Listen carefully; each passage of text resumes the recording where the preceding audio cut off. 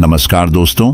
हर तरफ शोर शराबे और भाग दौड़ के बीच खामोशी की अपनी अलग ही खासियत है। शांत रहने के क्या क्या फायदे हैं, तो चलिए शुरुआत करते हैं। आपने कई कविताओं में भी पढ़ा होगा कि शांत रहकर एक दूसरे की बात को समझना सबसे सुंदर संवाद है। लेकिन क्या आप यह जानते हैं कि चुप रहने के अपने शारीरिक और मानसिक फायदे भी है। कहते हैं कि मौन यानी शांत रहने से व्यक्ति अधिक दिमागदार और उत्पादक बनने की ओर अग्रसर होता है। इससे उसके मानसिक और शारीरिक स्वास्थ्य दोनों में सुधार हो सकता है। मौन धारण करने का महत्व आज हम जिस युग में जी रहे हैं उसमें टेक्नोलॉजी एक महत्वपूर्ण भूमिका निभाती है। जहां लोग एकांत की खोज में लगे रहते हैं, वह खुद को इन्हीं टेक्नोलॉजी में कहीं गुम कर देते हैं। लेकिन मौन को मन में बैठाने की दिशा में पहला कदम यह है कि आप अपने मानसिक स्वास्थ्य को अन्य सभी पहलुओं से बढ़कर समझें और फिर उन तकनीकों को शामिल करने का सचेत प्रयास करें जो आपको मौन रहने की आत्मीय उदारता और शक्ति का अनुभव करने की अनुमति दे।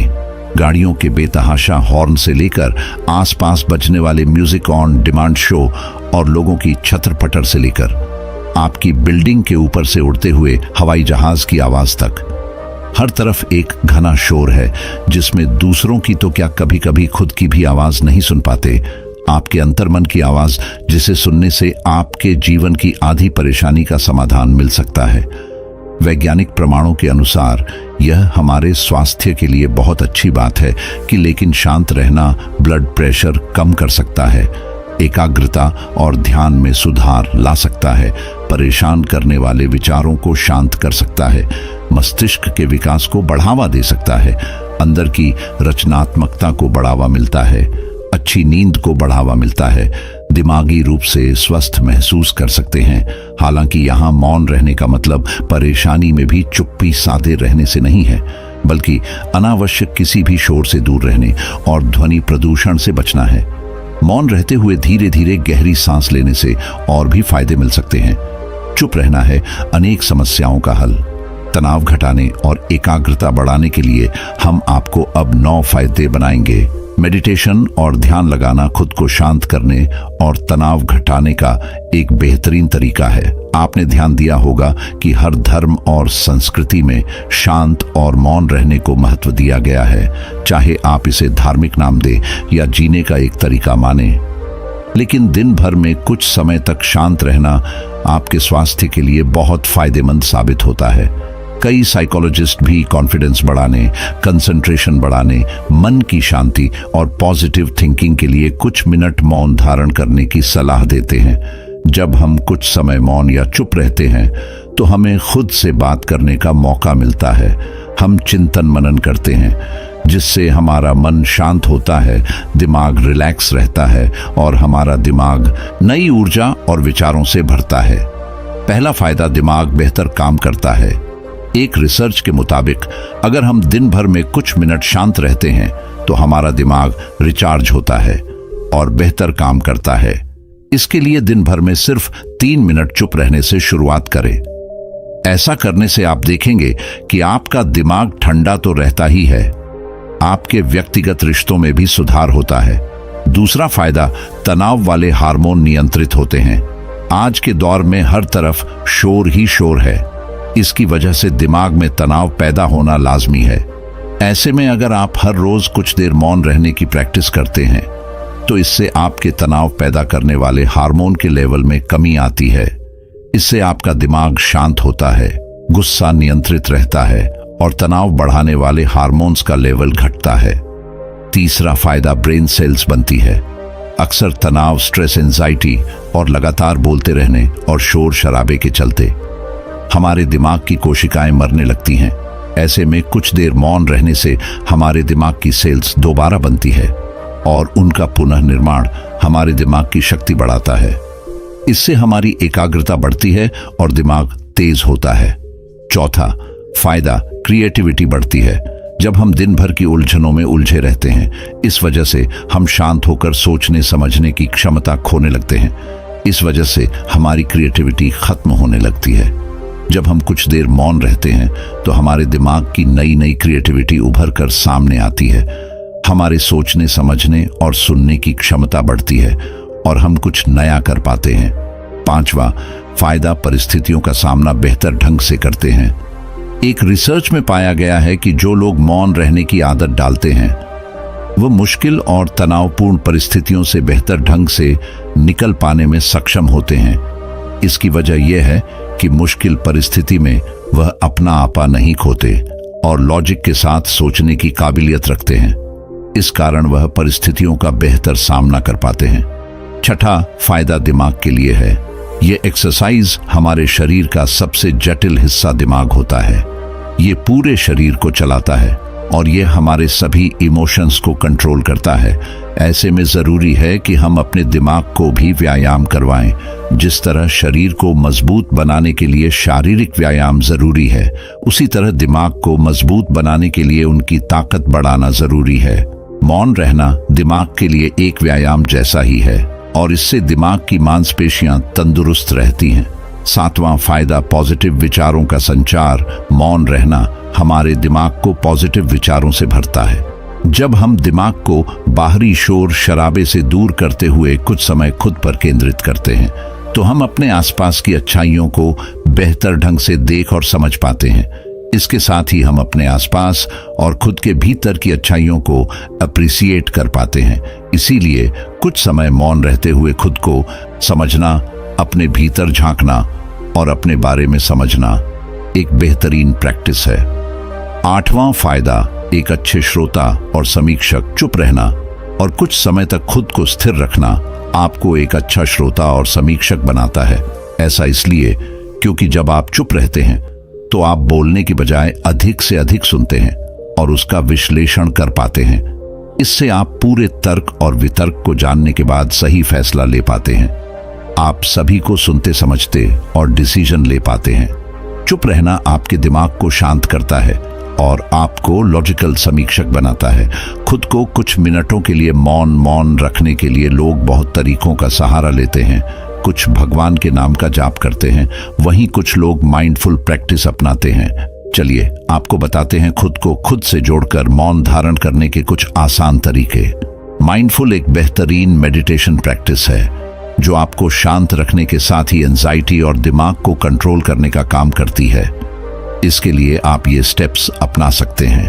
पहला स्टेप, सबसे पहले आराम की अवस्था में बैठ जाएं और अपनी आंखों को रिलैक्स करते हुए मूंद लें। दूसरा स्टेप, अब अपनी सांसों पर पूरा ध्यान केंद्रित करें। अपनी सांस के उठने और गिरने की गति पर ध्यान दें और अपना दिमाग बाहरी शोर से दूर सिर्फ और सिर्फ अपनी सांसों पर केंद्रित करें। तीसरा स्टेप, अपनी सांसों पर ध्यान देना आपके पूरे शरीर को शांत करता है, दिमाग में रक्त संचार बढ़ाता है और तनाव दूर करने में मददगार होता है। चौथा स्टेप, खुद को शांत करते हुए अपने पूरे शरीर को अंदर ही अंदर स्कैन करना भी फायदेमंद साबित होता है। इससे आपको अपने शरीर के बारे में बेहतर समझ में आता है। इससे आपके दिमाग और शरीर के बीच में बेहतर संबंध स्थापित होता है। हम उम्मीद करते हैं कि यह जानकारी आपके काम आएगी। अब हम जानेंगे महात्मा गौतम बुद्ध के अनुसार अपने मन को जल्दी से जल्दी वश में कैसे किया जाए। तो चलिए जानते हैं। गौतम बुद्ध से शांति के फायदे तो आपको पता चल गए। अब गौतम बुद्ध के अनुसार अपने मन को कैसे संयमित किया जाए, चलिए उसके बारे में जानते हैं। गौतम बुद्ध कहते थे, यह संसार एक माया जाल है जो कि मनुष्य को अच्छाई भी दिखाता है और बुराई भी दिखाता है। कभी सुंदरता दिखाता है तो कभी दुर्बलता दिखाता है। कभी यह संसार मनुष्य को आकर्षित करता है और कभी कभी मनुष्य को इतना उलझा देता है कि मनुष्य को खुद के जीवन का ध्यान ही नहीं रहता। इसलिए संसार के माया जाल से बचने के लिए गौतम बुद्ध कहते हैं, जो पुरुष अपने खुद की इंद्रियों से भी नहीं हारा, वह संसार से या पूरे ब्रह्मांड के किसी भी चीज से कभी हार ही नहीं सकता। वह मनुष्य जहां भी हो उसकी विजय निश्चित है। दोस्तों, आपको बता दें कि इंद्रियों का मतलब होता है आंख, कान, नाक, त्वचा, जीभ। इन 5 शरीर के भागों को मुख्य इंद्रियां कहा जाता है। इन इंद्रियों को जो पुरुष या स्त्री अपने मन से संयमित कर पाते हैं, वह पुरुष या स्त्री बड़ी ही आसानी से संसार के महासागर को पार कर लेते हैं। यानी कि किसी भी चीज से वह आकर्षित नहीं होते और अपना कर्म बड़े ही विश्वास के साथ करते रहते हैं। ऐसे ही मनुष्य संसार में या इस लोक में या परलोक में बार बार विजय होते रहते हैं। तो चलिए जानते हैं कि हमारे मन को कैसे वश में किया जाए ताकि हम इस संसार के माया जाल में फिर से ना फंसे। गौतम बुद्ध कहते हैं, मन को वश में करने के लिए सबसे पहले आपको यह जानना होगा कि आपके शरीर से श्रेष्ठ आपकी इंद्रियां होती हैं। आपकी इंद्रियों से श्रेष्ठ आपका मन होता है और आपके मन से श्रेष्ठ आपकी बुद्धि होती है और अंततः बुद्धि से श्रेष्ठ आपकी आत्मा होता है और आत्मा से भी श्रेष्ठ परमात्मा होते हैं, यानी भगवान होते हैं।